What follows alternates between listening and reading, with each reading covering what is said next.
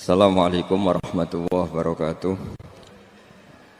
Bismillahirrahmanirrahim. Nahmaduka ya ghafuru ya syakuru. Masalli wa sallim barik ala sayyidina maulana Muhammadin wa ala alihi wa sahbihi asma'in nama ba'du. Kita tidak bosan-bosan cerita ini karena ini khazanah kita. Di kitab Nailul Ma'mul itu, di kitab Usul Fiqih, saya berkali-kali cerita ini karena ini untuk menunjukkan bahwa Quran itu liqaumi ya'qilun, liqaumi yatafakkarun. Ada seorang kiai, seorang ustadz, kiai dulu itu ya memang orang soleh, alim terus jadi kiai. Kalau kiai sekarang tuh macam-macam, nganggur terus ingin jadi kiai, terus daftar gitu. Ada lowongan di yayasan, masuk ingin jadi ustadz, karena dengar ada gajinya. Dulu tuh ada seperti itu, udah.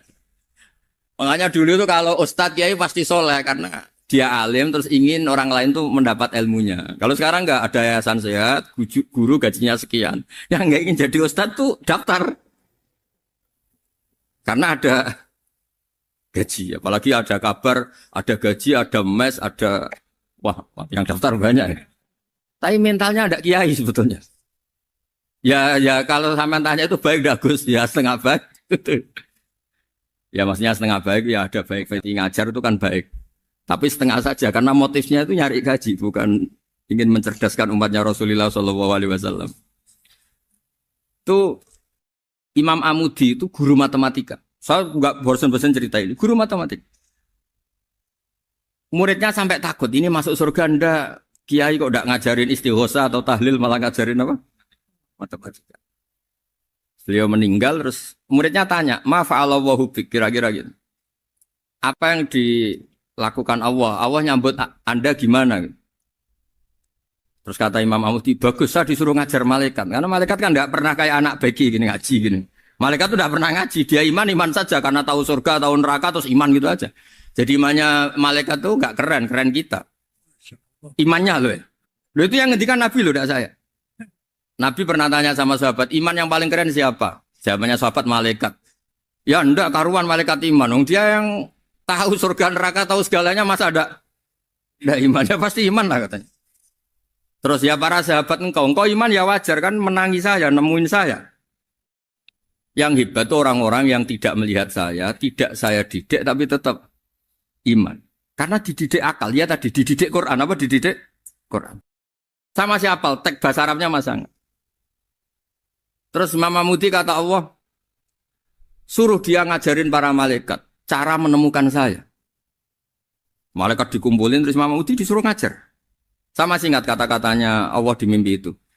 Istadilla ala wahdaniyati.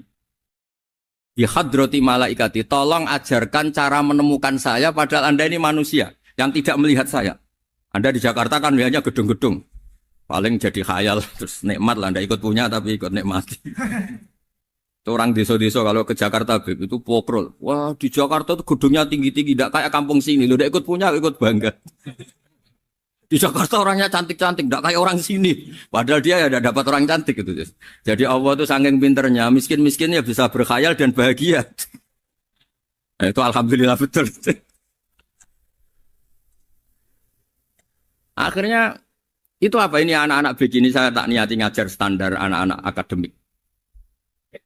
Terus pertama yang diajarkan hanya bilang gini, sama siapa teknya? Ya malaikat wahai para malaikat. Terus beliau bilang, nisbatus naini wassalasah ila malanihayatalahu nisbatul far'i ilal asli. Angka itu jumlahnya berapapun, 2, 3 sampai triliunan. Semuanya itu nisbatul far'i ilal asli. Binisbat ilal wahid nisbatul far'i ilal asli. Angka 2 ya cabangnya 1, 3 cabangnya 1, 1 triliun ya cabangnya 1. Tetap yang asal usul adalah angka 1. Itu nangis semua malaikat. Cara Jawa itu mandekman kue iman kaya imanku. Makanya imannya umat Rasulullah SAW itu PD-nya yakinnya kayak imannya malaikat. Kalau Tuhan itu 1. Karena angka agak bisa dimulai kecuali dengan angka 1. Makanya nisbatus naini wassalasah ila ma nihayatalahu iku nisbatul far'i ilal asli. Semuanya itu nisbatnya cabang ke induk. Berarti semua alam raya ini tetap asal usulnya 1. Yaitu qul huwallahu ahad. Nah, itu namanya akal. Umatnya Rasulullah itu ditinggali mukjizat akal lewat panduan Quran sehingga meskipun kita tidak menangi Rasulullah, tidak menangi sahabat, kita tidak tahu malaikat Jibril, tapi cara iman kita ini tidak kalah keren. Yakin hakul, yakin. Terus kedua, gambar. Kamu gambar rumah, gambar hewan, gambar apa saja, mesti dimulai satu titik. Entah gambar kamu bagus, entah jelek, tetap dimulai satu titik. Nah, titik ini namanya nuktotul wujud. Semua alam raya dimulai dari satu titik, yaitu nuktotil wujud. Makanya Quran dimulai bismillah, dan bismillah itu dipilih sama Allah pakai pertama ba itu ada titik. Itu kata semua ulama, itu titik itu singkatan dari bi kana makana wa bi yakunu mayakun. Karena saya semuanya ada. Bi itu karena saya. Jadi makanya santri-santri beki, tidak usah bayangkan kamu jadi wali terus bisa terbang ke Mekah, tidak usah. Kalau terbang ke Mekah ya sudah umroh aja bayar. Kalau enggak ya maklaran KBH atau apa. Pokoknya cari gratis itu. Ya gratis kan, dapat orang 10 gratis satu. Terus orang enggak umroh-umroh dirayu-rayu supaya umroh. Repot. Itu pelanggaran fikih itu. Kalau orang punya utang itu wajibnya nyaur utang dulu gitu. Wah repot. Saya itu juga sering bingung di kampung-kampung. Gus sama umroh. Kenapa? Dapat gratisan. Minta uang saja buat nyaur utang. Enggak boleh. Wah, secara fikih yang wajib itu nyaur utang bukan umroh. Enggak boleh Gus diminta uang, enggak boleh, harus umroh. Udah gitu saya ini bingung Gus mau umroh. Enggak nikmati. Kenapa? Disuruh ngajar Gus. Repot semua kalau ibadah mergawe ya gini bingung semua. Ya saya mohon anak-anak BK semuanya yang seneng Quran itu harus seneng sampai kayak saya sehingga tahu mencari Tuhan dengan cara tauhid yang berbasis akal. Itu sedzahir imannya malaikat. Jika di klasmen iman itu manusia ulul ilmi, kita-kita yang nekuni ilmu itu nomor 1 prakteknya. Karena nomor 1 itu Allah karuan kan, syahidah wa, Allah kan gak tertandingi, syahidah wa annahu la ilaha illallah, terus wal malaikatu. Malaikat kan karuan karena langsung menyaksikan surga, dan ketiga apa? Wa ulul ilmi. Berarti prakteknya kan nomor 1. Kalau kompetitornya semuanya manusia, ulul ilmi nomor berapa? 1 kan? Nah nomor 3 kan dari Allah, malaikat, ulul ilm. Berarti kalau kompetisinya antar manusia nomor berapa? 1 kan? Nah kenapa ulul ilmi di nomor 3 kan tapi dari Allah, malaikat, ulul. Kerennya kayak apa? Karena cara iman ulul ilmi itu enggak ada ragunya sama sekali. Kamu ragu enggak kalau 2 itu cabang dari 1, asalnya 1? Enggak pernah kan ragu kan?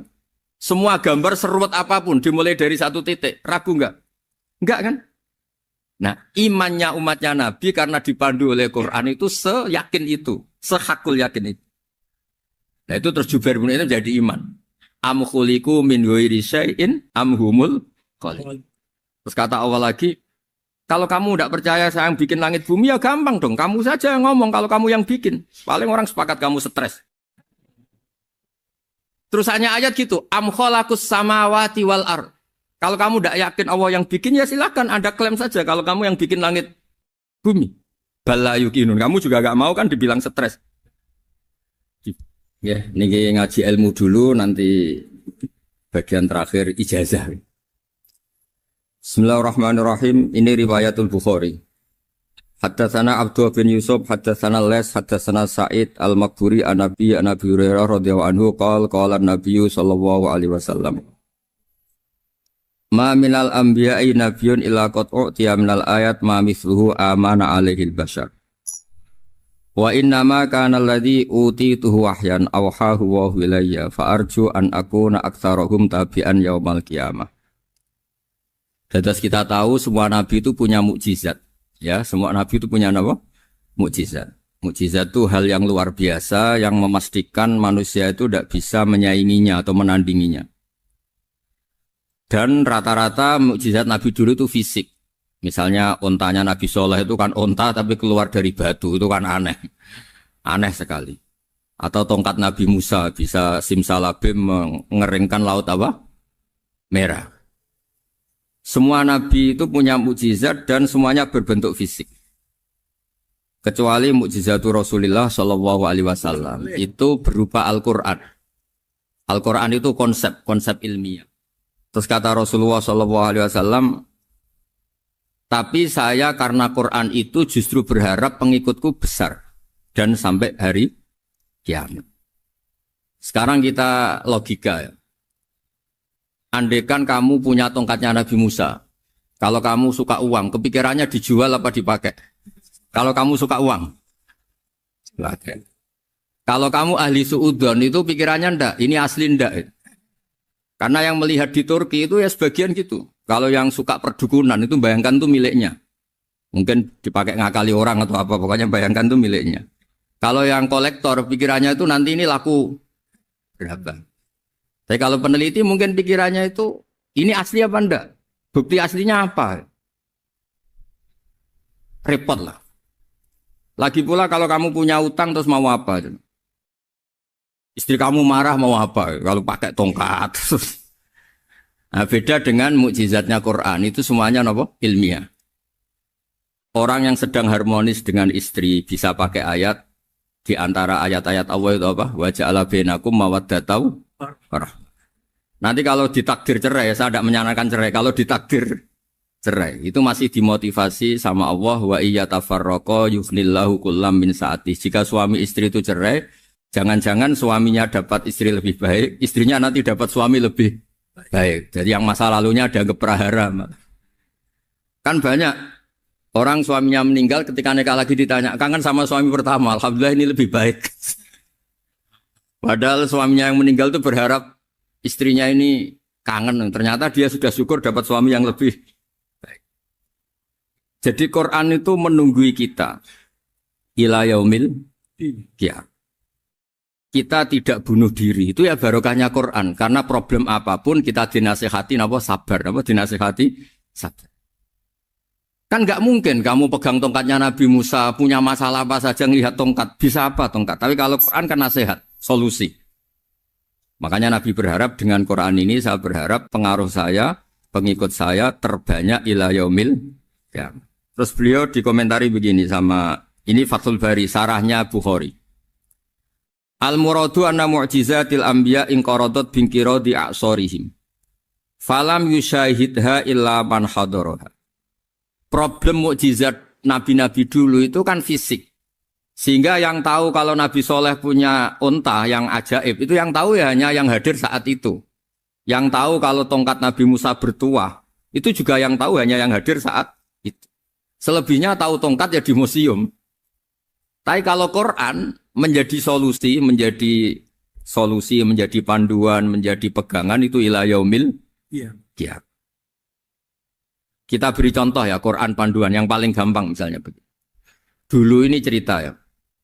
Dulu itu ada orang kafir cerdas namanya Jubair bin Mut'im. Itu saking pinternya dia, pinter juga tokoh. Itu sebagai delegasi pembebasan Asra Badrin. Jadi tawanan-tawanan perang Badar itu mulai dulu ya ada negosiasi mau dibebaskan. Terus orang-orang kafir ini menugaskan namanya Jubair bin siapa? Mut'im. Ini ada di Bukhari. Karena ini ngaji di Jakarta. Kalau orang nggak tahu hadis juga tanya ini sahih enggak gitu. Wong nggak tahu kok tanya itu aneh. Padahal kalau dibodoni itu ya nggak tahu. Tapi ya tetap tanya, hadisnya ini sahih enggak? Ini kata kiai apa kata nabi ini ya? Memangnya kata nabi kamu dengar kan ya lewat kiai. Emang. Setelah itu Jubair itu datang ke Medina. Dengerin, datang ke mana? Medina. Kemudian dengar Nabi baca wattur pas sholat maghrib. Jubair karena Nabi dulu gak ada hotel, gak ada pondok ya. Pondoknya Nabi hanya sufah itu. Nabi baca maghrib, bukan diskusi, bukan debat. Baca wattur wa kitabim mastur firrokim mansur wal baitil ma'mur wasaqufil marfu wal bakhril masjur. Terus itu. Kemudian sampai pada titik ayat am khuliqu min ghairi syai'in. Masa manusia atau alam raya yang maujudat, yang nyata, yang wujud nyata. Kemudian asal-usulnya itu ketiadaan. Ini kan hadhil alam maujud. Alam ini kan nyata. Masa sesuatu yang nyata, penciptanya itu tidak nyata. Jadi gak mungkin ada faham nihilisme. Kalau faham nihilisme berarti melahirkan teori begini. Al-adamu yakhluqu maujudan. Sesuatu yang tidak ada, menciptakan yang... Itu kan akal gak bisa nerima. Kalau sesuatu ini ada, penciptanya pasti ada. Terus Akhirnya Jubair bin Mut'im itu simpuh di depan Rasulullah terus bilang, "Ya Muhammad kada qalbi ayatir." Hampir saja hati saya terbang. Kalau riwayatnya Imam Ahmad, faka'an nama sudi qalbi, hati saya dihancur. Semua teori yang saya bawa untuk ngelawan kamu sekarang luluh semua, hancur semua. Yang benar adalah teori Anda bahwa Tuhan itu satu dan Tuhan itu ada sebelum semua makhluk. Coba kalau Nabi Muhammad ada Jubair bin Mut'im terus menyembunyikan tongkat dekat mihrab. Terus dilihat ini apa. Paling pikirannya ini dari kayu apa. Terus yang bentuk tongkat itu tukang pemahatnya siapa. Kok kurang keren kalau di Blitur gimana ya. Kan malah panjang. Kira-kira kalau mukjizat itu dari tongkat itu malah panjang. Panjang lah pokoknya. Panjang. Lagi pula kamu coba kan gak ngarah mandi. Itu yang mandi kan nabinya bukan tongkatnya. Coba tongkatnya Nabi Musa coba anak-anak beki itu. Dipakai mukul kucing aja tidak mesti mati itu. Jadi nggak jelas mukjizat-mukjizat seperti itu nggak. Tapi kalau Quran menunggui sampai saking hebatnya Quran, teori rasionalitas soal kampanye di mana-mana. Tingkat validitas, tingkat kebenaran Quran itu bahkan bisa diuji tanpa membuktikan. Tanpa apa? Cukup pakai akal. Ya terus saya teruskan. Fala yamurru terus al murad anna mu'jizatil anbiya in qaradat bin qidari asam wa mu'jizatul Quran mustamirratun ila yaumil qiyamah wa kharquhu lil adat fi uslubihi wa balaghatihi wa ikhbarihi bil mawhibat. Terus kata ini yang ngarang Fathul Bari sarahnya Imam Bukhari. Fala yamurru asrun minal a'sar illa wa yadharu fihi shay'un mimma akhbaru bi annahu sayakun yadullu ala sihhati da'wahu. Wa hadza aqwal muhtamilat wa takmiluhu fil ladzi ba'da wa qilani ya anal al makna anal mukjizat al madiyah kanat khissiyatan tusyahadu bil absar kana qoti soleh wa asa Musa. Mukjizatnya nabi-nabi dulu itu hanya penyembuh, hanya pelengkap, hanya nuruti keinginan mata. Seperti dahsyatnya apa? Laut Merah di sebelah apa dipukul sama tongkatnya Nabi siapa? Itu semuanya itu hanya memanjakan mata. Urusan mata. Terus wow itu. Tapi kalau mukjizatnya Nabi Muhammad itu berdasar akal. Maksudnya berdasar akal nih dengerin ya. Dengerin betul. Ketika Laut Merah terus tersibak kan wow itu keren kan. Terus kita bilang menyimpulkan wah kita tidak akan mampu. Itu bodoh sekali kesimpulan kita tidak akan mampu. Meskipun bikin nyamuk Anda juga tidak mampu. Loh untuk memutuskan tidak mampu saja kok sampai pertunjukan seperti itu tuh laupo, cek goblok gitu. Nah kalau kita karena umat yang pinter untuk memaksa kita nggak mampu, Allah bilang Inna wa la yastahi ayadriba mathalam ma ba'ud. Kita melihat nyamuk langsung berkesimpulan tidak mampu. Saya berkali-kali cerita nyamuk itu sudah kecil, masih punya urat, uratnya kayak apa? Masih punya kuman, kumannya seberapa? Ya enggak? Nyamuk itu kecil, punya organ tubuhnya punya urat. Itu kalau kamu pinter, antara tongkatnya Nabi Musa menyibak Laut Merah sama nyamuk itu sama-sama berkesimpulan melahirkan satu faham bahwa kita tidak. Loh untuk memaksa tidak mampu saja kok menuju pertunjukan ada onta keluar dari batu. Nakotu soleh, ada tongkat yang bisa mengeringkan laut. Cik goblok ya. Nah kita alhamdulillah ada jenis goblok yang seperti ini. Untuk ikrar bahwa Allah itu hebat ala kulli syai'in, cukup lihat nyamuk. Kagum kan? Sudah tidak usah bikin hidup. Saya berkali-kali mencontohkan. Para pemahat tak suruh bikin patung gajah itu mampu. Tak suruh bikin patung nyamuk kalau bisa. Nyari materi dari apa? Gampang mana bikin patung gajah sama patung nyamuk? Gajah, makanya Allah bikinnya contoh itu untuk ijaz itu pakai nyamuk, bukan pakai gajah. Itu kalau ustadz-ustadz yang agak jorok malah contohnya nyamuk, Gus. Itu kecil. Itu kayak apa? Di dalamnya dia hamil. Itu anaknya kecil lagi, telurnya kecil lagi itu gimana itu cara bikin itu? Makanya di sini ada kitab Itqon, itu komentarnya itu lucu. Ini kitab Al-Itqon karangannya Imam Suyuti. Ini persis komentar saya tadi yang. Kata Imam Suyuti, pengarang kitab Itqan, wa ya imma khissiyah wa imma akliyah. Jadi mukjizat itu ada yang fisik, bisa dilihat indra, panca indra, bisa dilihat akal. Wa aktsaru mu'jizati Bani Israil kanat khissiyah li baladatihim. Bilada itu goblok. Wakil lati basoirihim. Dasar wong goblok. Mukjizat itu ngenteni sing wow. Maksudnya dasar untuk ngakui Allah hebat saja kok nunggu halal yang seperti itu. Gitu. Paham ya? Mergo likil latin apa? Aklihim. Wa aksaru mu'jizati hadil ummah akliyatun li farati dzakaihim wa kamali afwahihim. Dan mukjizatnya umat ini semuanya berdasar akal karena sudah cerdas. Jadi andaikan kita melihat tongkatnya Nabi Musa menyibak Laut Merah dengan melihat nyamuk, kesimpulan kita sama. Sama-sama wow, sama-sama keren, sama-sama memastikan kita tidak mampu. Makanya terus Quran menerangkan ya wa ma min dabatin fil ardi wala ta'iri yatiru bi janahihi illa umamun amsalukum. Jadi keseharian kita lihat burung kok terbang. Itu sudah ayatun min ayatillah. Paham ya? Dados niki kudu bangga ditunggoni napa Quran, nggih, ditunggoni napa Quran. Wa mu'jizatul Quran tusyahadu bil basirah fayakunu mayatabi'u li ajlihi aksar. Terus li annal ladzi yusyahadu bi ainir ra'si yang qaridu bingkiradi musyahidi. Sesuatu yang tampilan dahsyatnya itu disaksikan mata, maka itu bisa habis. Era tongkat Nabi Musa seperti itu habis enggak? Bisa mengeringkan Laut Merah habis kan? Tapi era mukjizatnya Quran ila yaumil qiyamah. Ya contoh sosial, saya kembali lagi ke sosial. Kamu punya teman awet atau punya istri awet, itu konsepnya ya wal kadhiminal ghaidh, agak gampang tersinggung. Coba kalau kamu setiap tersinggung putus, setiap tersinggung habis, kamu tidak punya teman, tidak punya istri. Sampai kita awet seperti ini, kalau kecewa ya wal kadhiminal ghaidh, ngempet.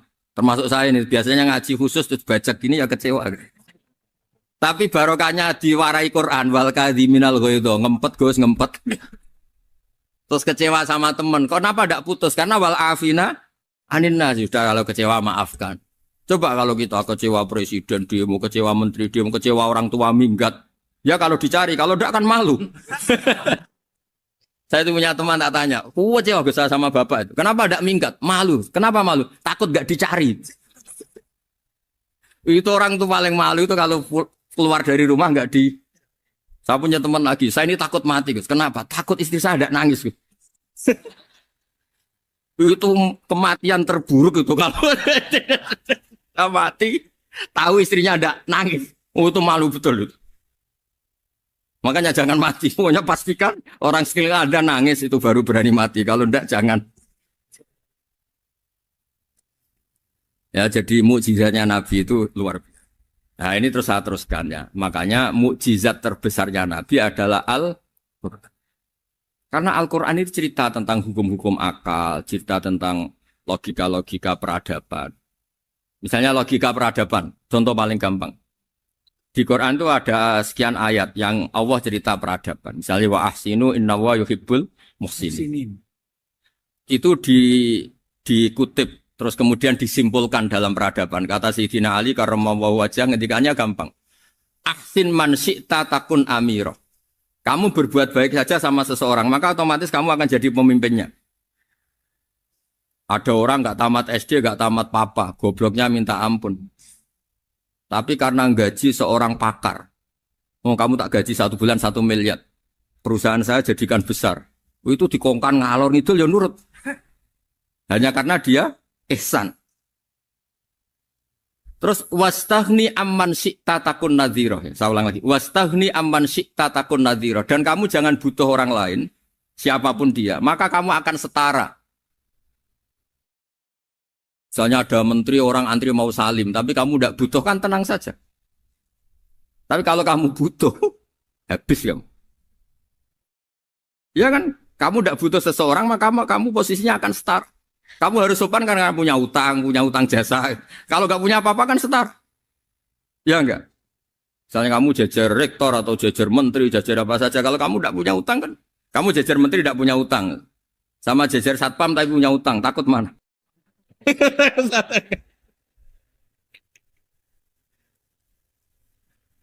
Kalau butuh itu mesti kalah kan? Ada pejabat misalnya nggak begitu cantik sama perempuan cantik yang kamu butuh ingin dicintai takut mak. Padahal nggak jelas orang ini pangkatnya apa. Jadi dalam hukum sosial itu kata Sidin Ali wastahni aman syi'ta takun nadhira. Kamu jangan butuh seseorang maka kamu akan setara. Terus yang terakhir wahtas ilaman syi'ta takun asiro. Asiro pakai sin. Dan silahkan butuh seseorang maka kamu akan jadi budak dia. Ya coba misalnya Anda seorang profesor, seorang alim, seorang kiai top. Misalnya mencintai janda di ujung kampung sana, jalan kaki 2 kilo. Padahal itu gak tamat SD. Tapi gara-gara seneng, kacau kan? Logika kepangkatan hilang semua kan? Jadi itu hukum peradaban. Itu mewakili isi-isi sosial yang diterangkan Quran. Ya, jadi paketnya 3 tadi ya. Ahsin man syi'ta takun amiro. Kamu berbuat baik sama seseorang maka kamu bisa memimpin. Wastahni amman syi'ta takun nadhira. Kamu jangan butuh seseorang maka kamu akan setara. Bok kamu ketemu orang terkaya di dunia. Yo ketemu orang terkaya di dunia, kamu jejer, kamu tidak butuh dia. Tenang kan bisa setara kan? Tapi kalau butuh harus sopan, ngajukan proposal, harus berakhlak karimah. Makanya sekarang Anda kok berakhlak kenapa? Ternyata mau nyalek. Biasanya Anda berakhlak kok berakhlak. Ada apa ini? Makanya guyonan di Rembang itu Beb Husein itu. Kalau ada orang udah tidak sopan sama temannya, temannya curiga. Kok tumben sopan? Mau utang ya? Dan zaman akhir itu kacau.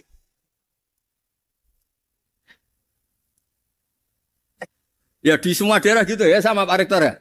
Kalau ada teman biasanya nggak sopan kok sopan, itu temannya curiga. Ini Pak Rektor UI ikut kaji. Kok tumben sopan, ada apa ya? Karena di mana-mana orang butuh itu pasti beretika. Kamu punya teman paling berdua. Kalau mau utang berakhlak gak? Atau misalnya kamu punya adik cantik terus punya teman berdua. Kalau cinta adik kamu berakhlak gak? Biasanya nggak sama sekali gak berakhlak. Gara-gara butuh menjadi berakhlak. Ya jadi hukum sosial itu ya kuncinya 3 tadi. Ahsin man syi'ta takun amira. Wastahni amman syi'ta takun nadhira. Terus wahtas ila man syi'ta takun asira. Kalau kamu butuh seseorang pasti kamu dibikin hina. Asir itu tawanan. Nah, Quran itu bicara sosial itu lengkap. Dan itu yang nunggui kita. Kita punya tetangga yang kurang baik, ya seneng. Punya tetangga baik, ya seneng. Kata Imam Syafi'i, saya berkali-kali cerita. Kok seneng semua Imam Syafi'i? Ya bagus lah. Kalau yang seneng saya enak lah. Dijak jagongan, dijak ngopi enak. Yang nggak seneng saya, gak ngarah utang. Uang itu nak, kamu punya tetangga gak seneng kamu. Aman kan? Aman. Gak akan pinjem uang kan? Pinjem mobil. Uang gak seneng kok. Makanya Imam Syafi'i itu kalau ngedikan luar Syafi'i, diceritain orang. Ya Aba Abdillah bagian ya Aba Abdillah orang itu gak seneng kau. Bagus lah. Loh kenapa bagus? Waman asa'a ilaika faqad atlaqaka. Orang yang gak seneng kamu maka membebaskan kamu. Gak akan pinjam uang, pinjam mobil, gak akan ganggu waktu kamu kan gak seneng. Justru yang seneng-senengi masalah pinjam terus. Imam Syafi'i itu orang yang anggap dunia itu selesai. Ada yang cerita, ya Aba Abdillah, orang yang tadi cium tangan engkau, yang hormat engkau, di luar maki-maki engkau, ngerasain engkau, ngata-ngatain engkau. Ya bagus lah. Kok bagus gimana? Berarti saya wibawa, depan saya tidak berani. Ya, berarti saya wibawa, di depan saya tidak berani. Berarti itu makomnya sudah kulillah, sumadarhum fi khawdihim, yal'abun, sudah dunia itu selesai, sudah agak penting semua. Nah, itu kalau kamu anak-anak beki ahli Quran sudah ayatnya kulillah sumadarhum fi khawdihim yal'abun, sudah lihat Allah saja agak penting, makhluk-makhluk itu dah makhluk semua agak penting, sepenting Allah. Nah, kita ini ditunggoni mukjizat seperti itu. Bayangkan misalnya kita ditunggoni tongkatnya Nabi Musa. Saya ngajar di sini terus ini tongkat. Terus nanti yang tanya, Gus itu kayu apa Gus? Nanti yang kolektor tanya itu harganya berapa Gus? Ruwet apa? Terus yang ahli suudon itu asli gak Gus? Wah. Yang ahli suudon kan mesti tanyanya gitu, itu asli enggak Gus? Repot-repot pokoknya. Tapi kalau Quran kan jelas.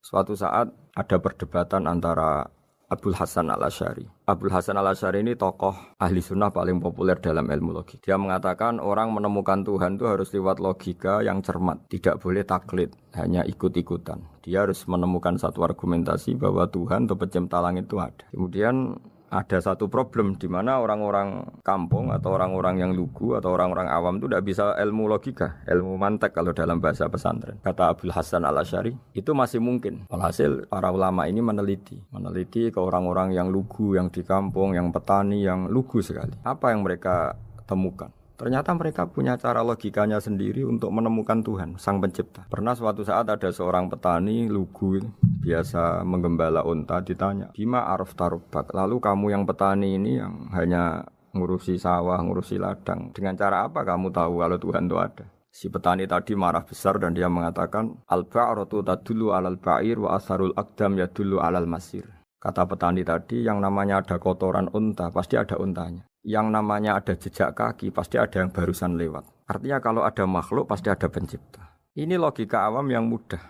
Kita tidak mungkin mengatakan bumi ini pencipta, mengatakan matahari pencipta. Kelihatan sekali kebendaannya, kelihatan sekali bahwa bumi matahari tidak punya ikhtiar, tidak punya kekuatan. Kelihatan sekali sifat-sifat kemakhlukannya. Jika benda-benda ini karuan makhluk, pasti menunjukkan bahwa ada penciptanya, ada khalik. Bismillahirrahmanirrahim. Alhamdulillahirabbil alamin wassalatu wassalamu ala asyrafil mursalin sayyidina Maulana Muhammadin wa ala alihi washabbihi ajmain. Amma ba'du. Berikut sebagai mukaddimah bahwa Profesor Zaini Dahlan berkeinginan UII punya tafsir dan terjemah sendiri.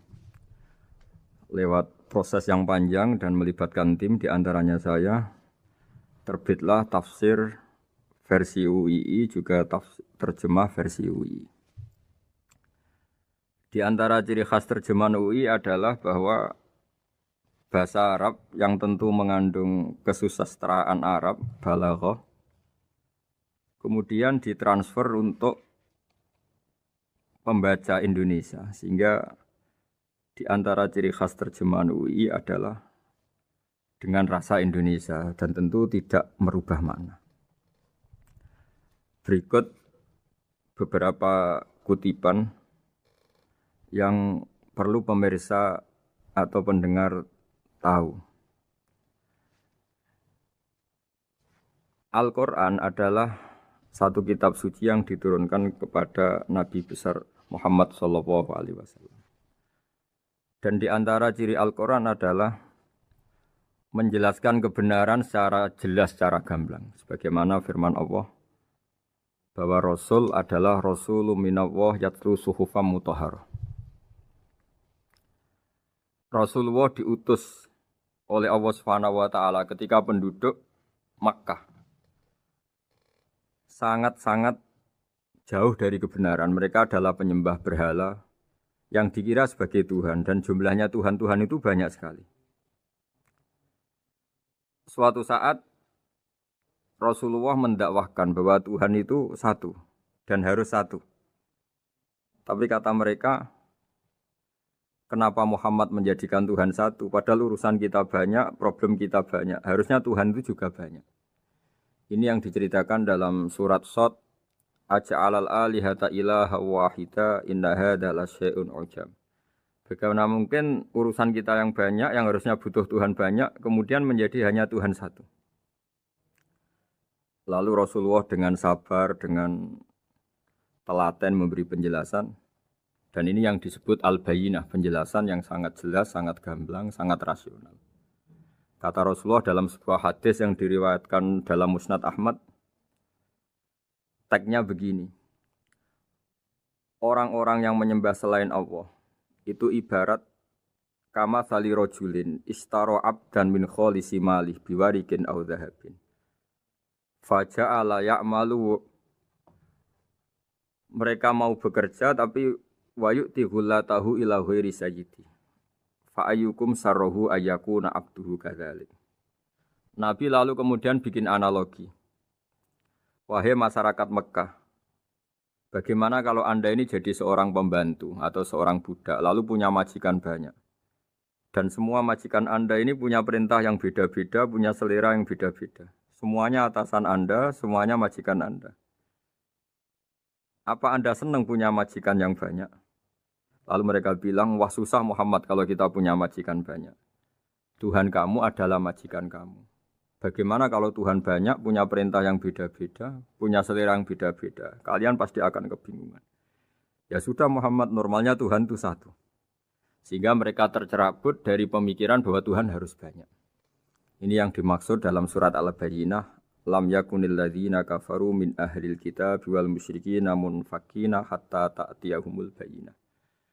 Bahwa orang-orang kafir, baik kafir ahli kitab maupun kafir musyrik Mekah, mereka tidak pernah terlepas dari sifat kekafirannya, yaitu menuhankan banyak Tuhan, sampai datang sebuah bayinah.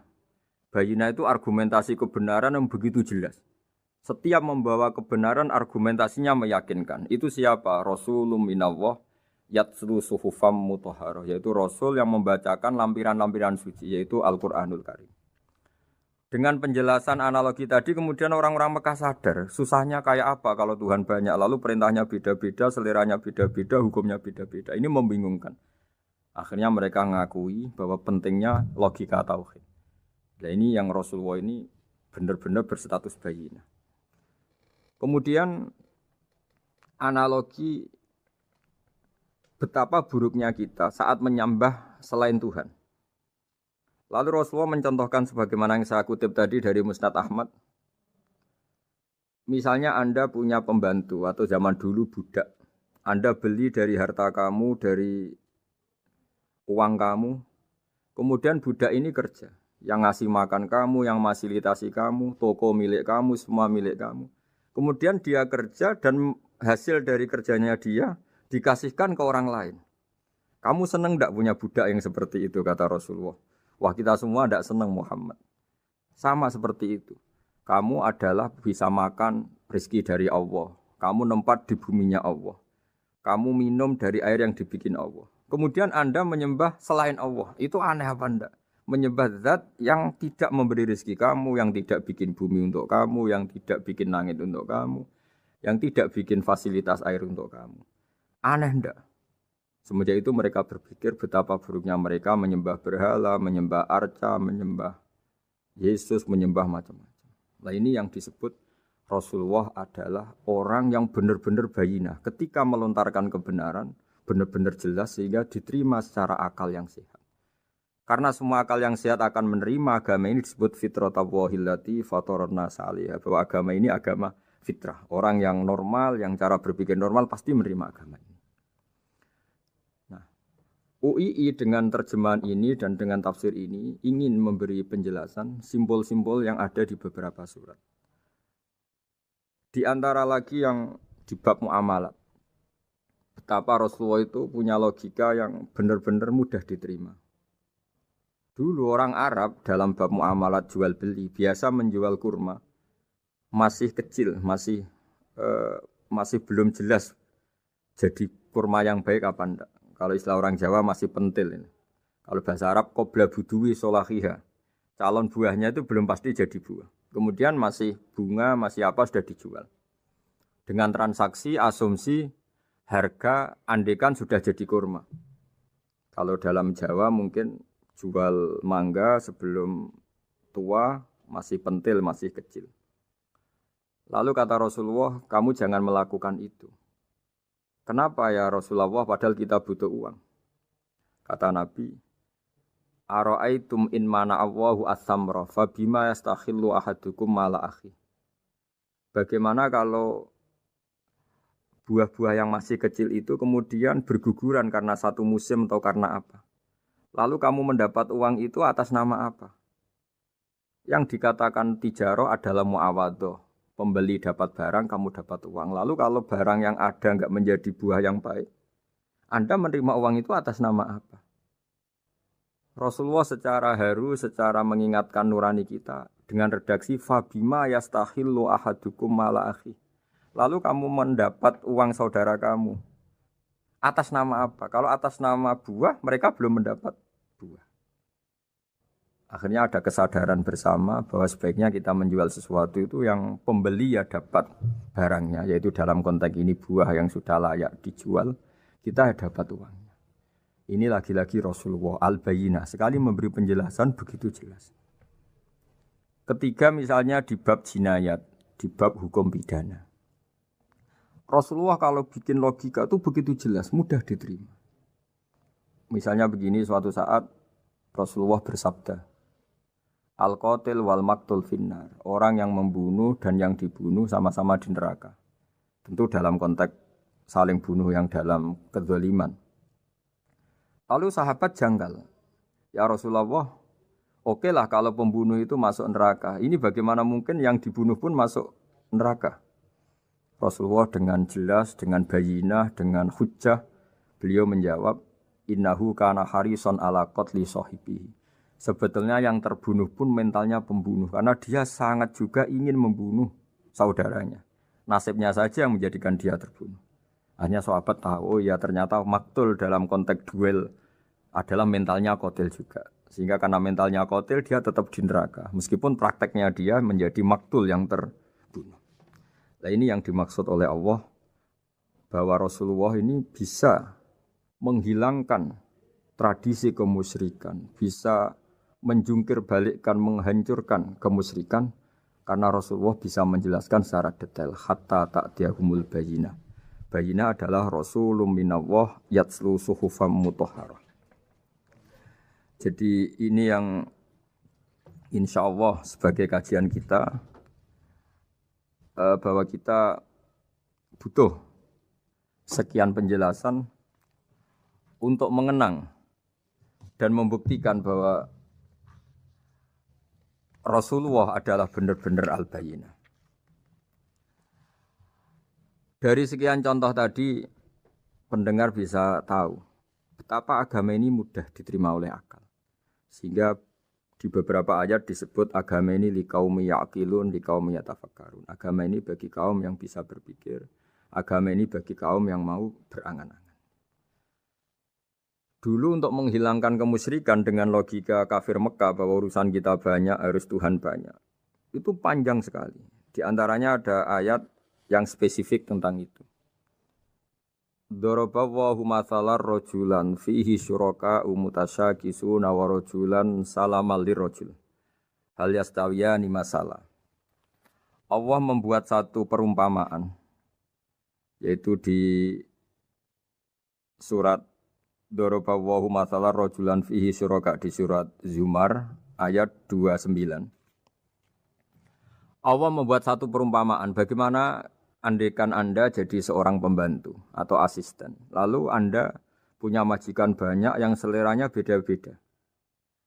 Kemudian dibanding misalnya Anda jadi pembantu dengan satu majikan yang akhlaknya baik, komitmennya baik.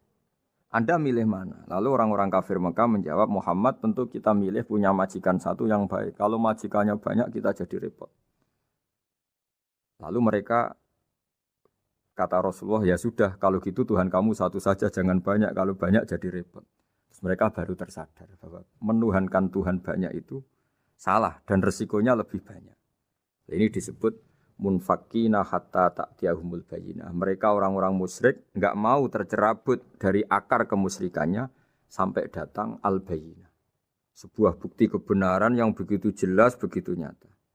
Siapa kebenaran itu? Rasulun minallah yatslu suhufam mutahharah. Yaitu Rasulnya Allah yang membaca lampiran-lampiran suci. Lampiran-lampiran suci ini dalam bahasa Arab diikutkan wazan isim maf'ul disebut mushaf. Makanya kitab suci ini ditulis di sohifah. Kalau dalam bahasa Arab lampiran itu sohifah, dijamakkan kata jamaknya suhuf. Kemudian ketika dicetak, dijilid disebut mushaf. Sehingga alhamdulillah UII Universitas Islam Indonesia punya mushaf, punya terjemahan, punya tafsir. Ini diharapkan kita sebagai ulama, sebagai dai, sebagai ustadz bisa warasatul anbiya. Karena kata Rasulullah al-ulama warasatul anbiya. Saya kira demikian supaya pemirsa tahu, pendengar tahu bahwa betapa pentingnya menjelaskan secara bayyinah. Ini penting sekali karena sekarang pikiran di dunia itu macam-macam dan kita butuh energi untuk mengungkap lagi intisari-intisari dari sesuatu yang digulirkan atau dibahas Al-Qur'anul Karim. Sehingga Al-Qur'an ini benar-benar jadi ibrah, jadi teladan bagi kita semua. Jangan sampai karena kita lupa mengkaji Al-Qur'an sehingga hukum-hukum Al-Qur'an menjadi mandek. Kita harus terus mensosialisasikan supaya Quran ini hidup. Caranya gimana? Masyarakat dirangsang supaya tahu al-bayyinah. Contoh yang terakhir sebelum menutup perjumpaan kali ini, misalnya dulu orang kafir Mekah itu janggal. Karena mereka juga punya kajian bahwa Nabi itu bersyarat harus turunan dari bangsa Israel.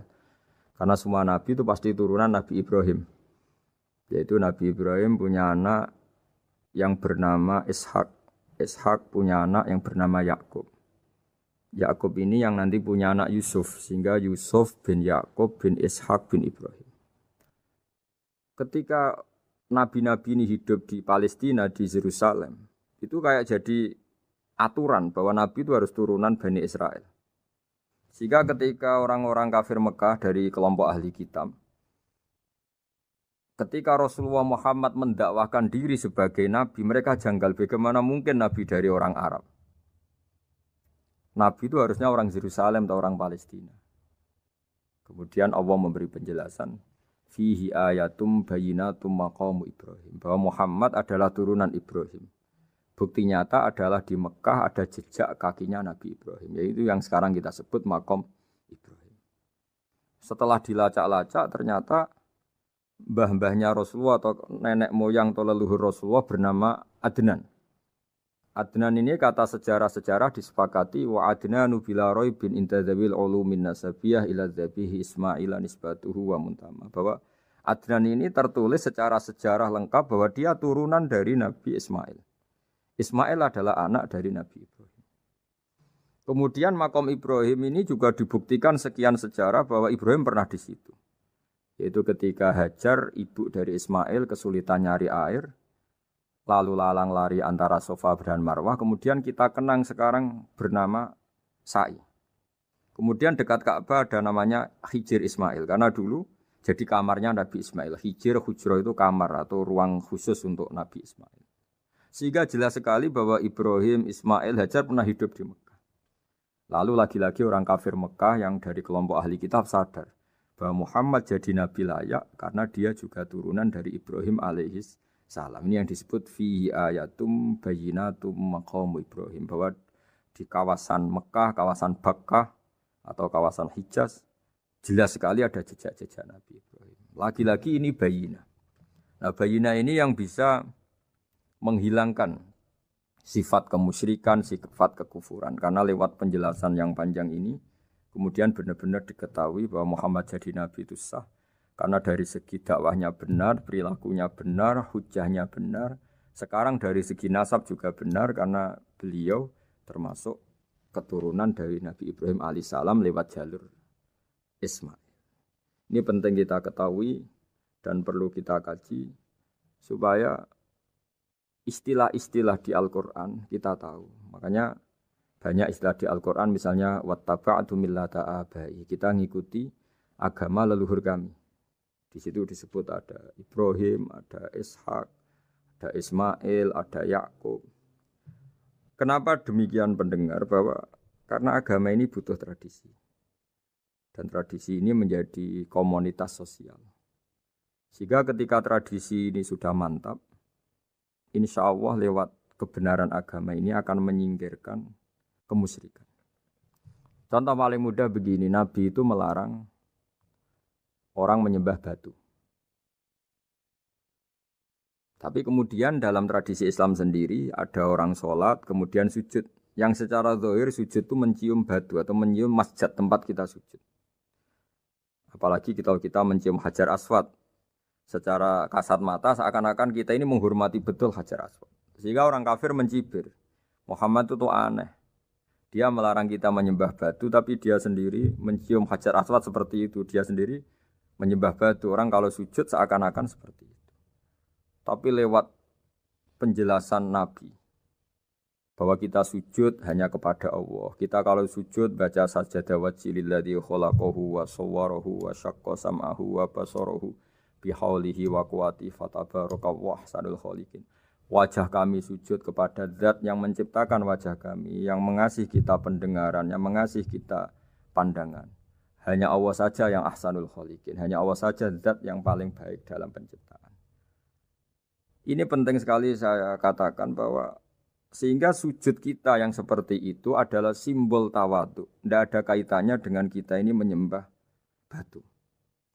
Sehingga kita tradisikan ke anak-anak saat sujud baca subhana rabbiyal a'la wa bihamdi. Kita ajarkan mereka bahwa semua selain Allah adalah ciptaan Allah. Jadi andai kan nggak ada tradisi tauhid yang dijelaskan begitu detail. Saat kita haji bilang labbaik Allahumma labbaik, labbaik la syarika lak labbaik. Innal hamda wan ni'mata laka wal mulka la syarika lak. Ya. Setiap kita haji mengitari Hajar Aswad kita bilang nikmat semua dari Allah. Enggak ada syarik bagi Allah, enggak ada mitra bagi Allah, enggak ada sekutu bagi Allah. Sehingga karena ini kita maklumatkan, kita kumandangkan. Meskipun umat Islam itu mencium Ka'bah, mencium Hajar Aswad, enggak akan disalahpahami ini bentuk penuhanan kepada Hajar Aswad atau kepada Ka'bah. Karena kita ungkapkan innal hamda wan ni'mata laka wal mulka la syarika lak. Enggak ada syirik, enggak ada mitra bagi Allah. Sehingga dari sekian talbiyahnya Rasulullah kita tahu ini bentuk pemaklumatan tauhid. Bahwa tauhid harus dikumandangkan lewat kalimat-kalimat thayyibah, lewat pemikiran-pemikiran logika hujjah bahwa Tuhan pasti satu dan yang jadi Tuhan hanya Allah Subhanahu wa taala. Karena andekan ini tidak dikumandangkan, kemudian ada ritual yang secara lahir kasat mata nyium Hajar Aswad. Nanti seperti tuduhannya orang kafir bahwa Islam itu aneh, melarang menyembah batu, tapi nyatanya ada ritual mencium batu. Sebab itu tidak menjadi aneh ketika Imam Bukhari termasuk rawi besar, termasuk hadis sahih yang meriwayatkan Sayyidina Umar atau Umar radhiyallahu anhu. Itu setiap mencium Hajar Aswad beliau berkomentar, saya tahu betul kamu hanya batu. La tadurru wa la tanfa. Tidak memberi madarat, tidak memberi manfaat. Kalau saja saya tidak melihat Rasulullah mencium kamu, maka saya tidak mau mencium kamu.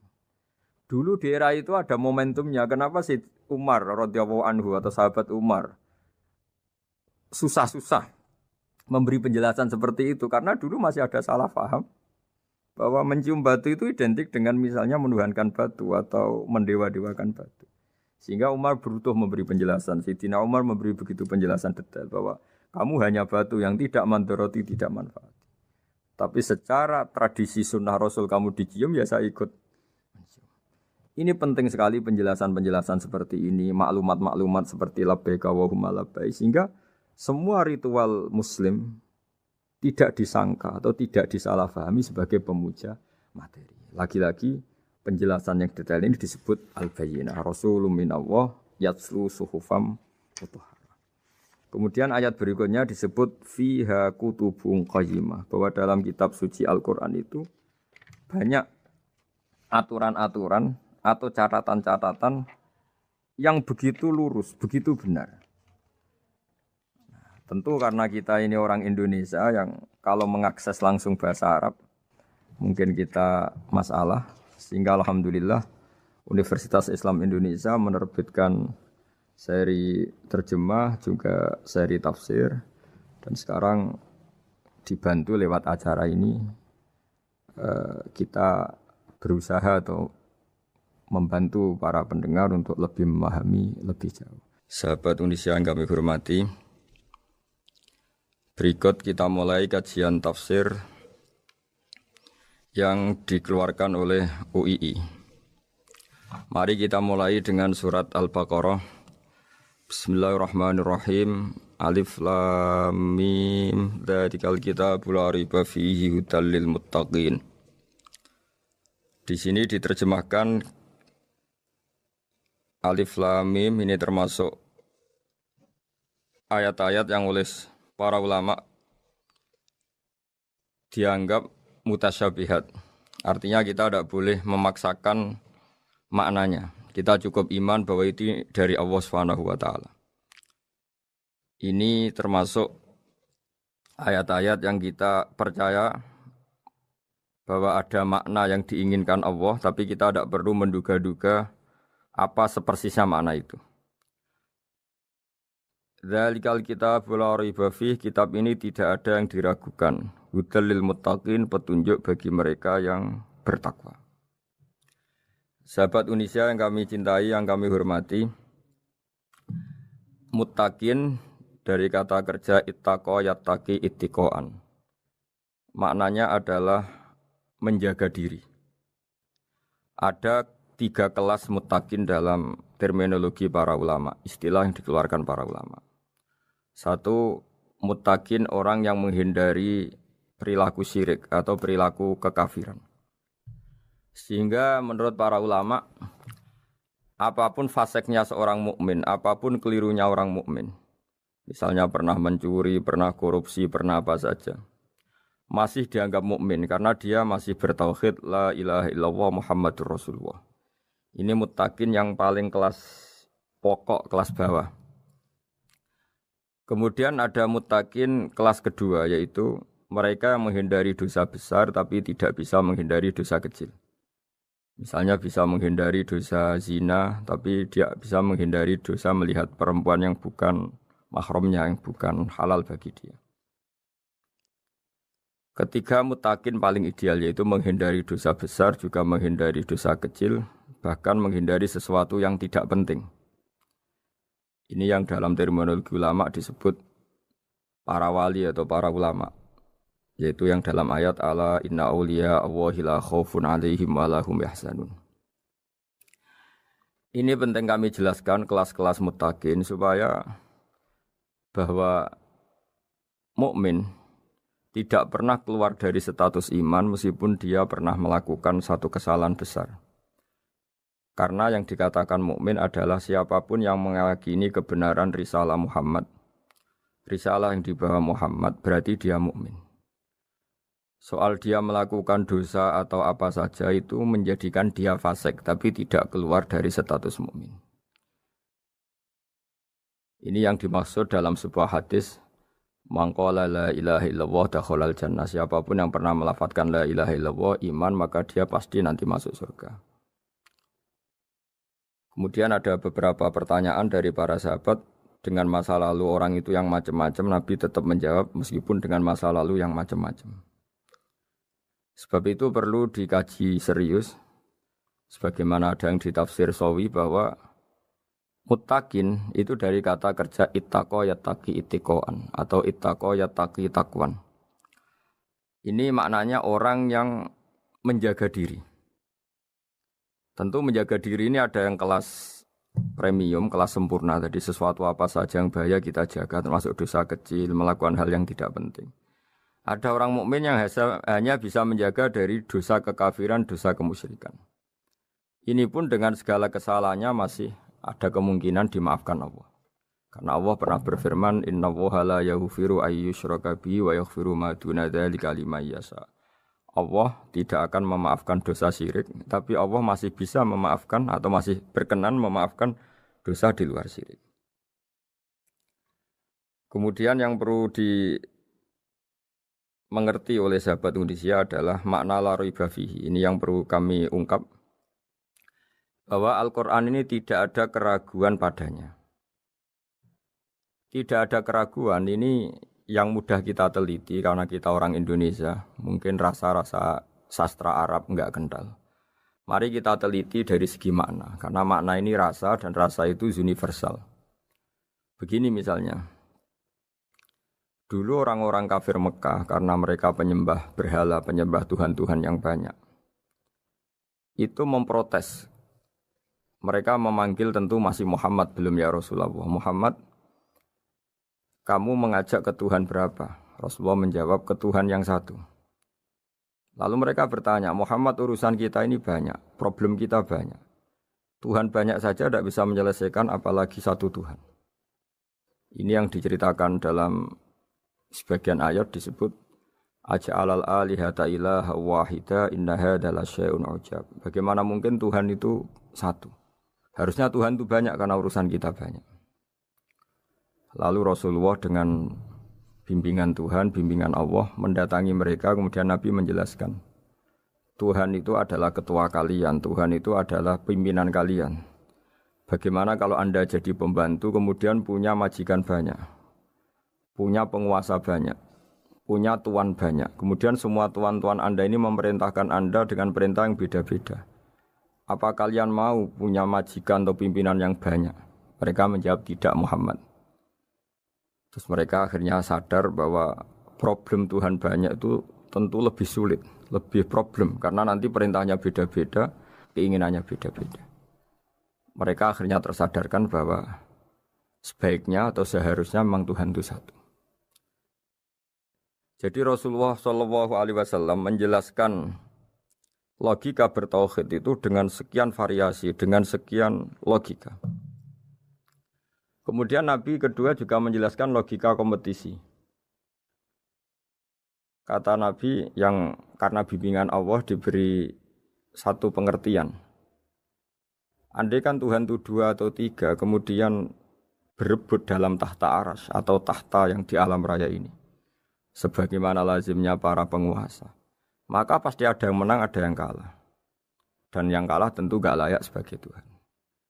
Ini yang disebut wala ala ba'duhum ala ba'd. Tentu kalau Tuhan itu banyak, mereka akan berkompetisi, akan bertarung. Dan pasti pemenangnya ya satu, karena memang layak jadi Tuhan tetap satu. Sadarlah bahwa orang-orang kafir Quraisy, orang-orang kafir saat itu sadar pentingnya bertauhid. Ketiga, Nabi juga menjelaskan tauhid secara ilmu logika. Begini para pendengar. Kalau dalam teori ilmu tauhid yang agak jelimet dijelaskan begini.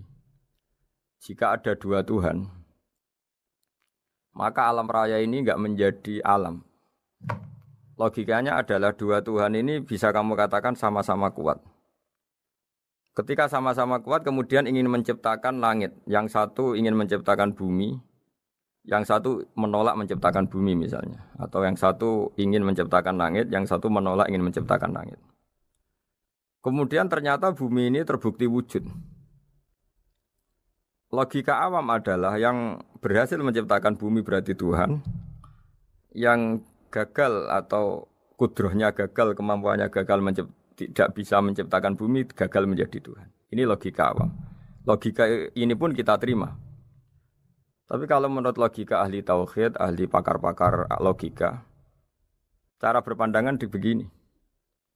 Ketika Anda mengatakan ada 2 Tuhan yang sama-sama kuat, kemudian terbukti yang satu mampu menciptakan bumi, yang satu tidak.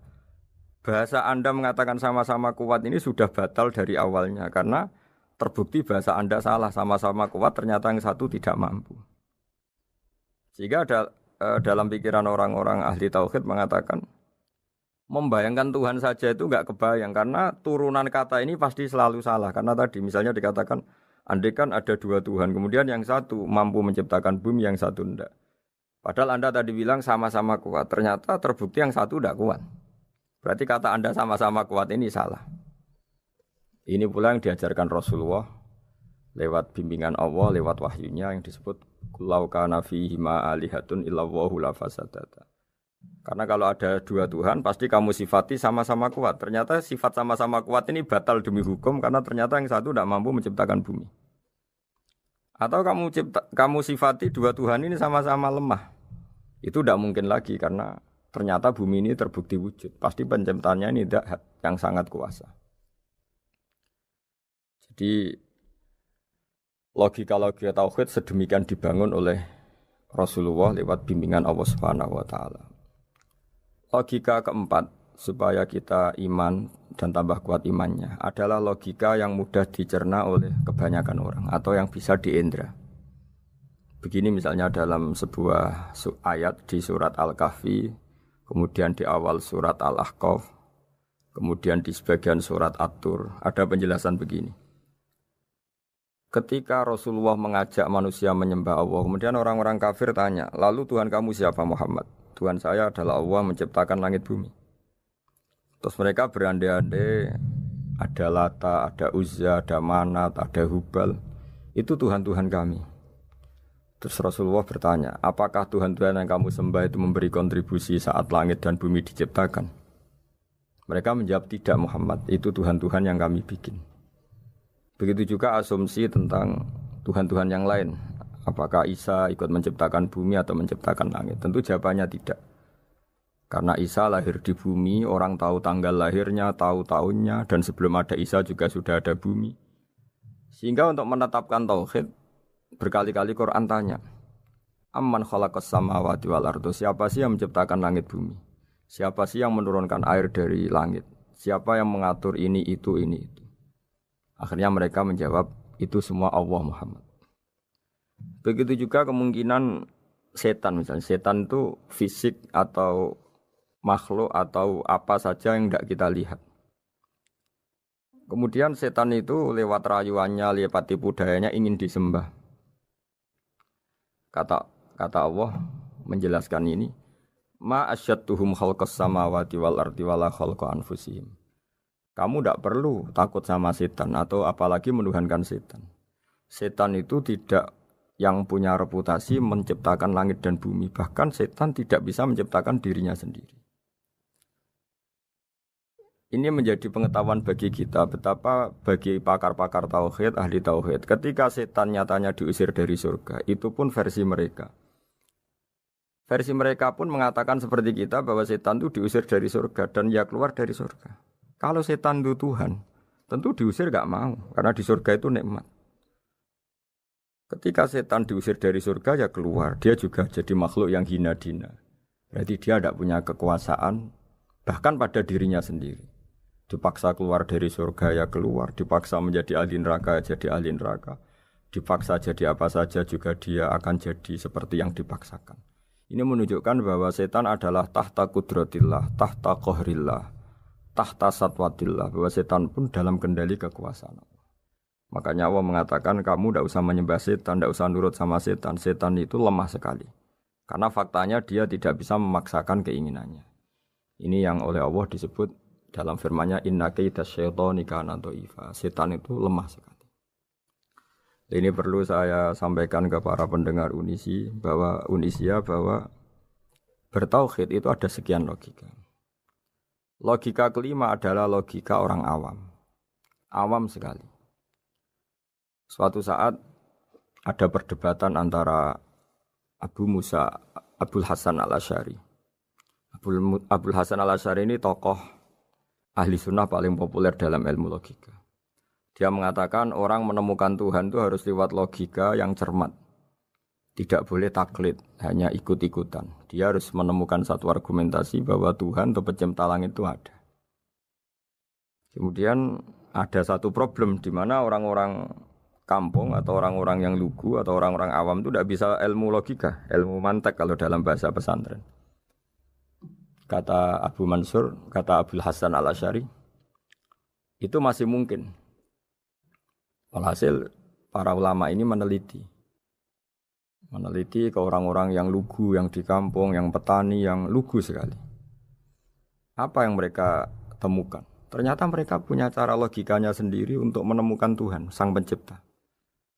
Pernah suatu saat ada seorang petani lugu, biasa menggembala unta, ditanya, Bima araf tarubak, lalu kamu yang petani ini yang hanya ngurusi sawah, ngurusi ladang, dengan cara apa kamu tahu kalau Tuhan itu ada? Si petani tadi marah besar dan dia mengatakan, Al-ba'ratu tadullu alal ba'ir wa asarul aqdam yadullu alal masir. Kata petani tadi, yang namanya ada kotoran unta, pasti ada untanya. Yang namanya ada jejak kaki, pasti ada yang barusan lewat. Artinya kalau ada makhluk pasti ada pencipta. Ini logika awam yang mudah. Kita tidak mungkin mengatakan bumi ini pencipta, mengatakan matahari pencipta. Kelihatan sekali kebendaannya, kelihatan sekali bahwa bumi matahari tidak punya ikhtiar, tidak punya kekuatan. Kelihatan sekali sifat-sifat kemakhlukannya. Jika benda-benda ini karuan makhluk, pasti menunjukkan bahwa ada penciptanya, ada khalik. Dalam logika Badui tadi, si Badui tadi, kalau ada kotoran sapi, pasti ada sapinya. Meskipun sapinya sudah sekarang nggak terlihat, mungkin sudah jalan kemana. Sama, kalau ada jejak kaki, meskipun orang yang tadi lewat sudah kita nggak tahu, tapi kita pasti tahu, pasti ada yang lewat. Ini yang dimaksud dalam bahasa Arab, al-ba'ratu tadullu alal ba'ir, kalau ada kotoran sapi atau kotoran unta, pasti ada untanya. Wa atharul aqdam yadullu alal masir. Kalau ada jejak orang lewat, pasti tadi ada orang lewat. Nah, semua metode ini digunakan semua oleh Rasulullah. Logika yang bagi intelektual, logika bagi kaum awam, logika bagi kaum menengah. Ya tidak awam, tidak intelektual. Semuanya digunakan. Semuanya jadi media untuk memastikan bahwa logika tauhid ini logika pilihan. Logika yang benar-benar logika. Sehingga dalam banyak ayat disebut agama ini li kaum yaqilun, li kaum yatafakkarun. Bagi kaum yang bisa berpikir, bagi kaum yang punya akal. Lalu kemudian kami teruskan alladzina yu'minuna bil ghaibi. Ini kata ghaibi bukan kayak dalam bahasa Indonesia misalnya setan atau hantu disebut barang gaib. Kata ghaibi dalam bahasa Arab adalah perbandingan atau lawan kata dari al-musyahad yang bisa disaksikan langsung lewat indera. Kita orang mukmin iman bahwa surga ada, padahal kita tidak pernah melihat surga. Kita mukmin iman bahwa neraka ada, padahal kita belum pernah melihat neraka. Ini sesuatu yang maghoba anil absor, yang mata kita tidak melihat, fisik kita tidak menyentuh. Kita pun iman. Asal sesuatu itu mansus ya, dikatakan secara eksplisit oleh Quran dan hadis. Kalau dalam bahasa usul fikih disebut al-mansus.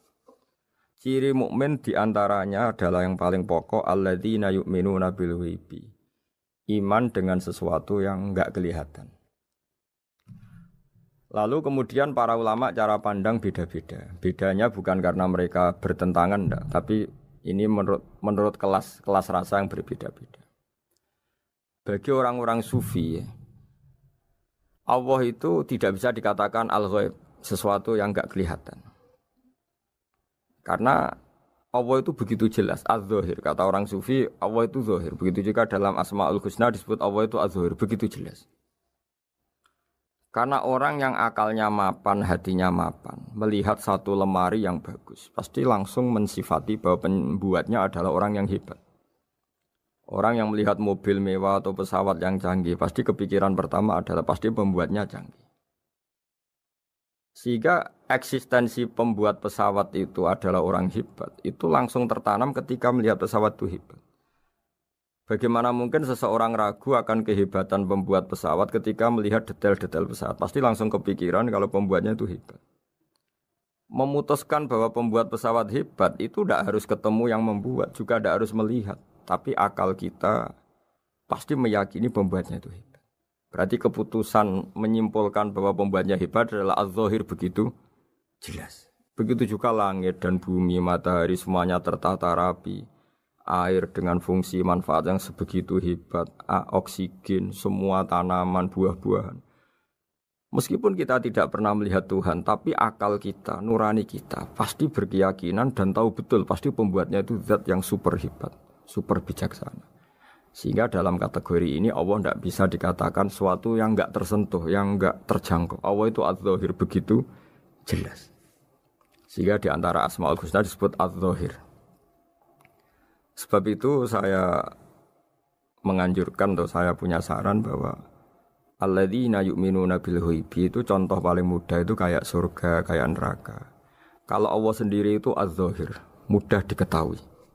Karena tadi orang yang melihat pesawat canggih pasti saat itu juga berkeyakinan dan itu pasti benar, pasti pembuatnya juga canggih. Nah, di sini disebut alam raya ini ayat, semuanya itu bukti kekuasaan Allah.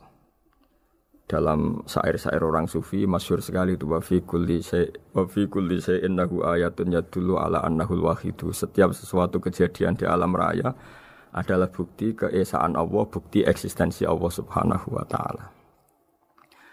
Sehingga dalam satu kisah normalnya orang itu paling tahu itu dengan dirinya sendiri.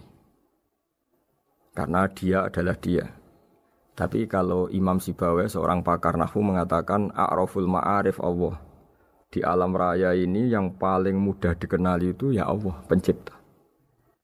Karena andai kan kita sendirian di hutan, kemudian kita mulai punya akal. Kita mungkin tidak tahu diri kita ini siapa.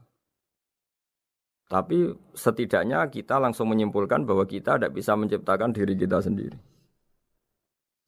Ketika kita berkesimpulan tidak bisa menciptakan diri kita sendiri, pasti kita terus berkesimpulan ada di luar kita yang menciptakan kita.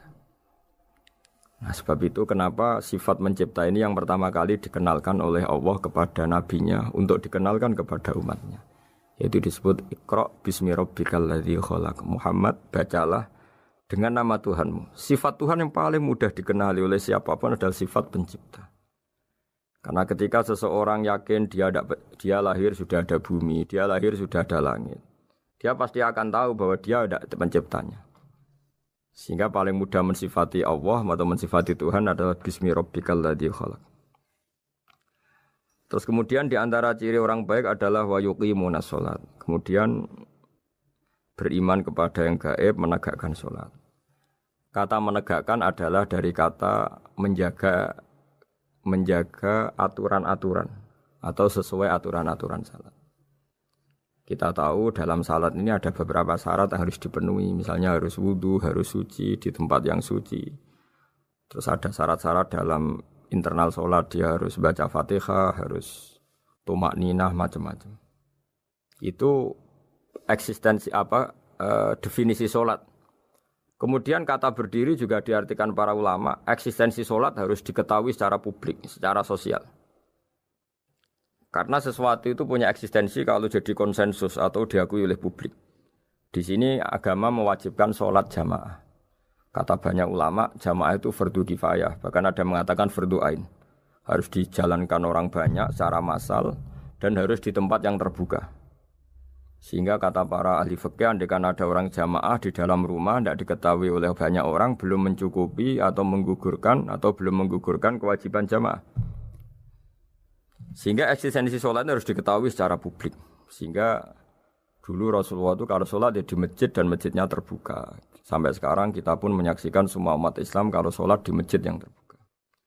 Sehingga dunia non-muslim pun tahu bahwa dalam Islam ada ritual, ya, ada ibadah yang bernama sholat. Hikmah kedua dengan cara terbuka seperti ini, sholat itu menjadi gak pernah rubah mulai zaman Nabi sampai kiamat. Dengan tradisi jamaah berarti kaifiyah atau cara sholat ini permanen. Bapak kita sholat ya seperti itu, imam seperti itu, anak cucu kita akan meniru kita ya seperti itu. Sehingga enggak ada varian-varian yang hanya berdasar subjektivitas musolli yang sholat. Taruh saja kita misalnya jadi seorang sufi yang baru takut sama Allah atau baru usul kalau dalam bahasa sufi. Kemudian kita sholat sendiri di rumah, mungkin dengan gaya menangis, terseduh-seduh, macam-macam. Ini tentu tidak baik sebagai standar sholat. Begitu juga ada anak atau pedagang yang kesusu atau tergesa-gesa kemudian sholat hanya sekian 2 menit 1 menit. Ini juga agak baik. Meskipun itu boleh dilakukan individu-individu, tapi kalau dalam sholat jamaah orang harus manut imam dan ada standarnya. Misalnya tumakninah itu biqadri subhanallah, jadi ada ukurannya.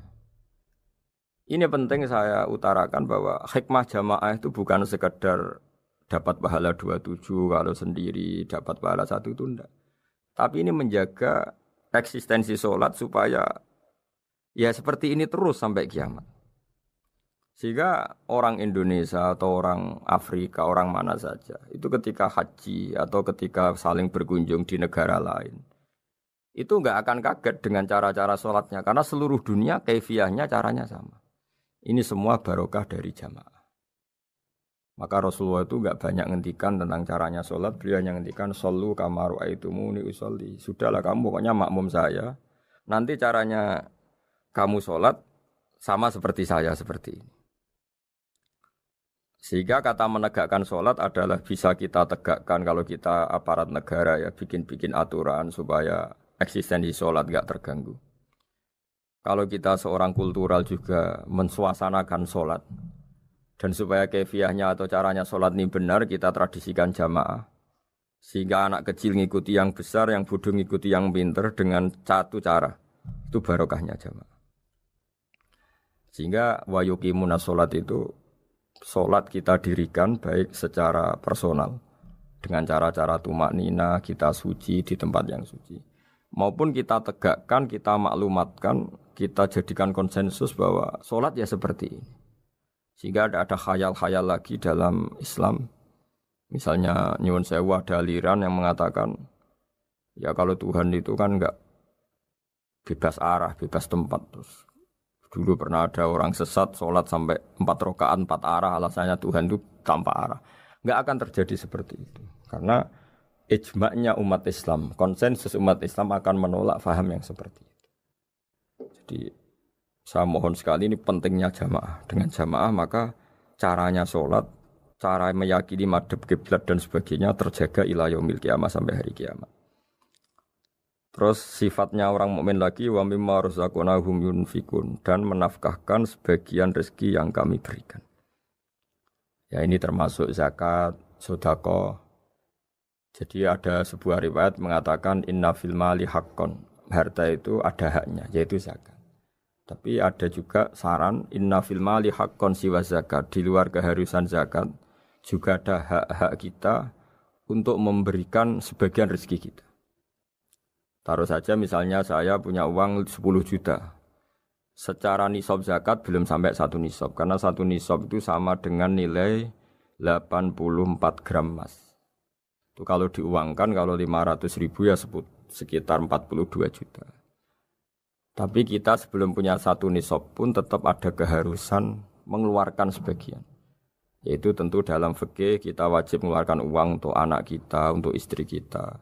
Itu yang wajib-wajib. Kemudian ada sosial, kita nyumbang masjid, nyumbang yatim piatu, macam-macam. Sehingga kata para ulama, ciri utama mukmin diantaranya adalah melakukan zakat, baik zakat yang fardu maupun zakat yang sunat. Karena kata zakat itu dimaknai fardu, sebetulnya definisi para ahli fikih untuk membedakan zakat yang wajib dengan sedekah. Tapi sebetulnya zaman dulu enggak ada seperti itu. Zakat itu maknanya membersihkan harta. Sedekah dari kata sedekah bukti benarnya iman. Jadi sedekah dari kata dari kosakata sedekah yasduqu sidqan, sesuatu yang membuktikan kita loyal itu disebut sedekah. Kita nikah, mas kawin di bahasa Arab kan sedekah dari kata sedekah juga. Kita bukti iman, loyal, kita sedekah. Bukti bahwa kita teman akrab disebut siddiq atau sodik. Kalau dalam bahasa Arab teman namanya juga sodik karena cara bertemanan secara benar, secara loyal. Sehingga wa mimma razaqnahum yunfikun ini ya memasukkan zakat yang dalam terminologi fikih yaitu zakat yang zakat al-wajibah atau zakat yang dengan makna lughat yaitu ya artinya asal membersihkan harta kita entah lewat zakat, sedekah, hadiah kepada orang-orang yang kita hormati, semuanya juga masuk dalam definisi zakat atau wa mimma razaqnahum yunfikun. Kemudian sifat terakhir dari orang muttaqin adalah walladzina yu'minuna bima unzila ilaika wa ma unzila min qablika bil akhirati hum yuqinun ulaika ala hudam mir rabbihim wa ulaika humul muflihun. Di sini diterjemah mereka yang beriman kepada kitab yang kami turunkan kepadamu dan yang diturunkan sebelum kamu. Ini kata yang diturunkan sebelum kamu penting sekali karena ciri utama Nabi adalah dia tidak pernah beda dengan Nabi sebelumnya. Karena kebenaran tauhid pasti tunggal. Nabi-nabi dulu pasti mengajarkan tauhid, hanya menyembah Allah. Enggak mungkin nabi berikutnya kemudian bikin ajaran baru dalam tauhid. Sehingga andaikan semua kitab Injil, Taurat itu masih versi yang orisinil, pasti enggak ada yang beda dengan Quran. Karena ciri utama kebenaran adalah iman dengan Quran dan iman kepada kitab yang diturunkan sebelum Al-Quran. Wabil akhirati hum yuqinun, mereka juga yakin akan datangnya hari akhir. Itu bisa disebut yaumul ba'ats. Terus ketika semua kriteria itu terpenuhi baru ulaika ala hudam mir rabbihim wa ulaika humul muflihun. Mereka itulah yang berada pada petunjuk Allah dan merekalah orang-orang yang berbahagia. Para pendengar sahabat Indonesia, semoga kajian ini bermanfaat. Dan ini mulai ayat 1 sampai 5 dalam surat Al-Baqarah, yaitu surat yang dalam tartibnya mushaf nomor 2 setelah Fatihah. Jadi kalau dalam ulumul Quran disebut ada surat yang berdasar nuzulul Quran, yaitu surat Iqra, kemudian Muddatsir. Ada urutan surat yang berdasar tartibul mushaf, yaitu yang kita punyai sekarang, yaitu Fatihah, terus Baqarah dan seterusnya. Dan urutan-urutan ini pun sesuai petunjuk Rasulullah SAW. Saya kira demikian. Mohon maaf atas semua kesalahan. Wassalamualaikum warahmatullahi wabarakatuh.